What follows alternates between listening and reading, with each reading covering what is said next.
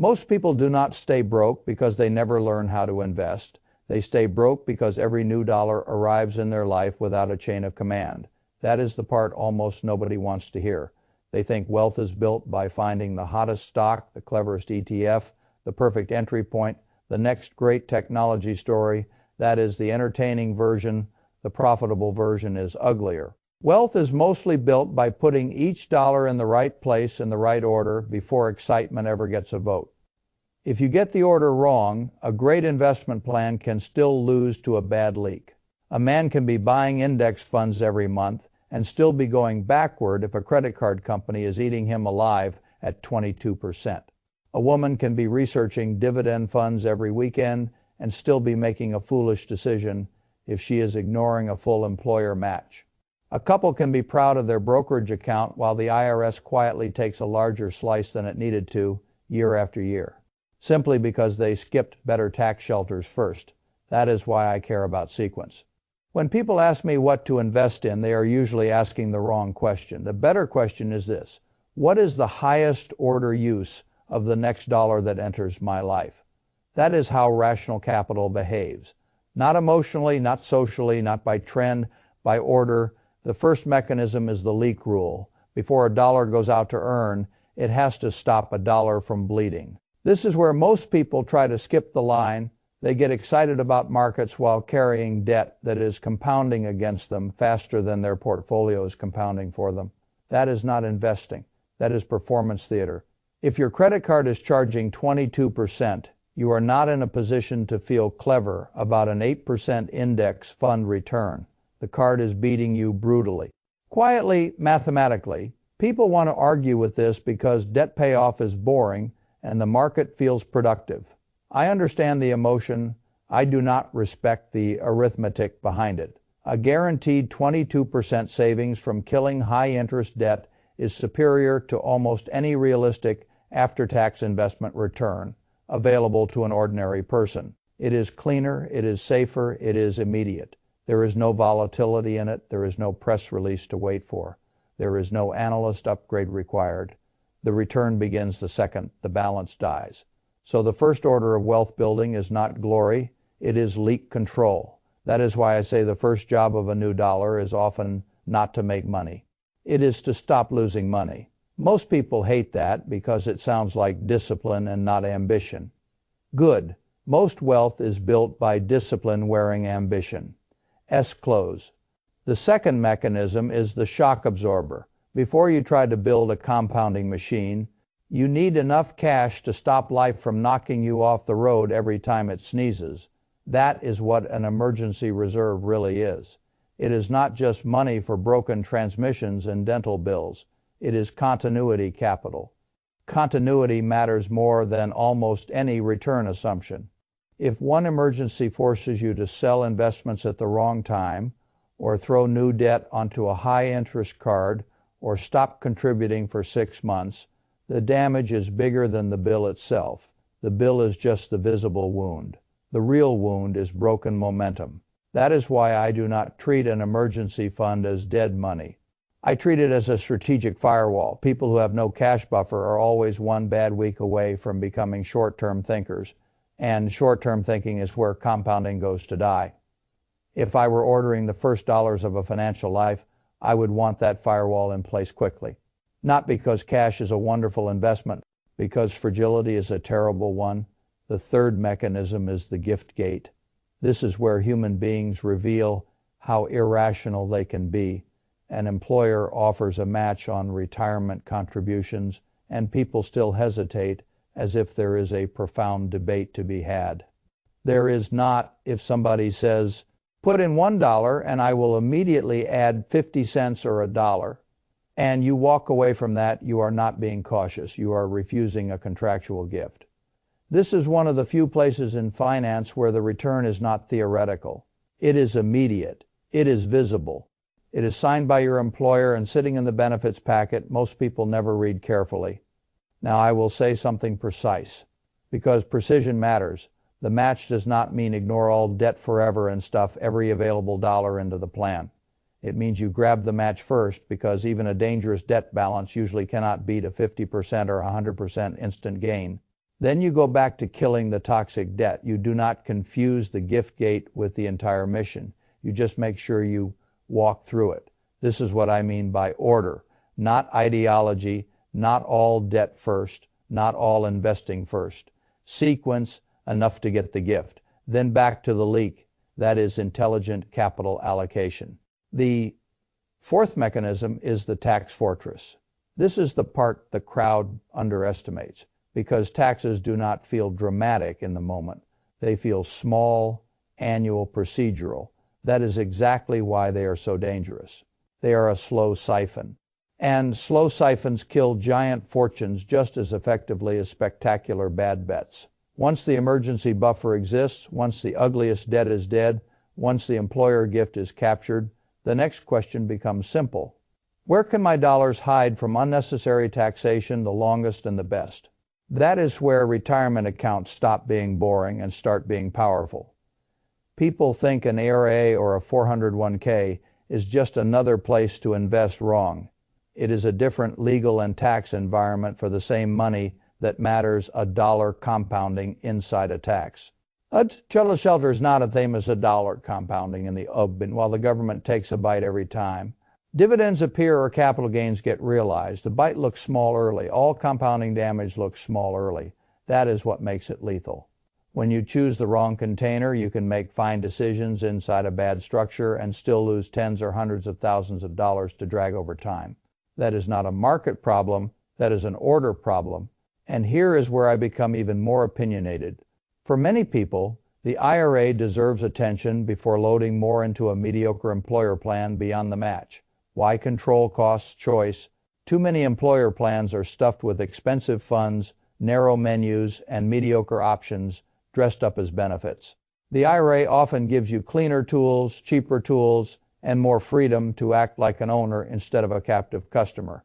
Again, sequence, take the free match, then pursue the better tax shelter with better weapons, then return to the employer plan when the next best shelter has been filled.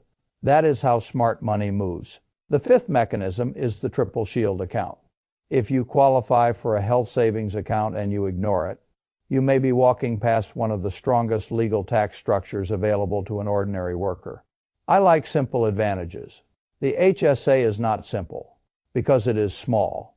It is simple because the logic is brutally clean. Deduct going in, compound untaxed while it grows, withdraw tax, free for qualified medical costs, 3 doors all opening in your favor. That is rare. A lot of people misuse this account because they treat it as a checking account with a health label on it. I understand why. Medical bills are real, but if your cash flow is stable enough to pay current medical costs out of pocket and leave the HSA invested, you have turned a boring benefit into a long-duration weapon that matters even more, because retirement is not just an income problem. It is a healthcare problem with birthdays attached to it. You do not need imagination to know that future medical costs are coming. You only need structure to decide whether you will meet them with taxable dollars or one of the most tax-efficient dollars you will ever own. So yes, I rank this account high, not because it is fashionable, because it is unusually powerful. The sixth mechanism is the funnel effect. Once you have captured the match, eliminated the toxic debt, built the reserve, funded the IRA, and used the HSA if available, then you widen the funnel into the larger employer plan again. This is the part where people start feeling like real investors because the numbers get bigger and the annual limits matter more. But notice what just happened. By the time you are really loading the 401k, you are no longer a scattered financial amateur. You are somebody who has already done the foundations in order. That means the 401k is not competing with a credit card. It is not competing with a missing emergency fund. It is not competing with the employer gift you forgot to take. It is not competing with better tax treatment you skipped. It is finally operating in the environment where it makes sense. That is the whole point of sequence.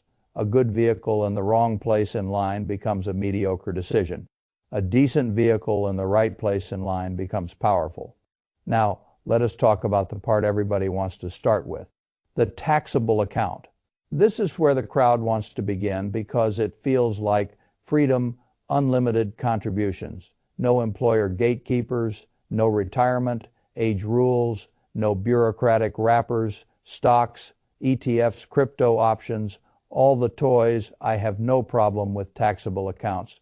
I have a problem with people arriving there too early and calling it sophistication. If you are buying exciting assets in a taxable account while ignoring the stronger, earlier, more sheltered uses of the same dollar, you are not operating at a high level. You are just skipping the line because the line is boring. Taxable investing should be the late-stage freedom layer, not the early-stage chaos layer. That is the seventh mechanism, I call it, the permission trap. People confuse permission with priority. Just because you are allowed to buy a stock does not mean a stock is the highest order use of the next dollar.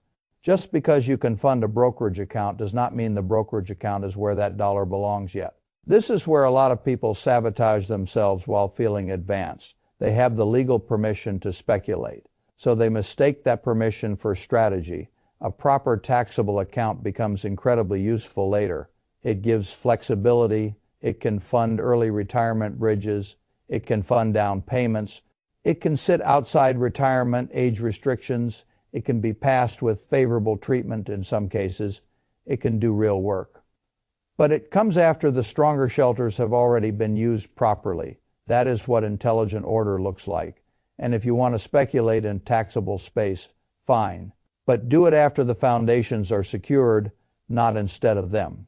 The eighth mechanism is the false excitement problem. There is a reason so many people get this order wrong. The correct order is not emotionally stimulating. Nobody brags at dinner about fully funding an HSA. Nobody posts a screenshot of paying off a 24% credit card and gets showered with fire emojis.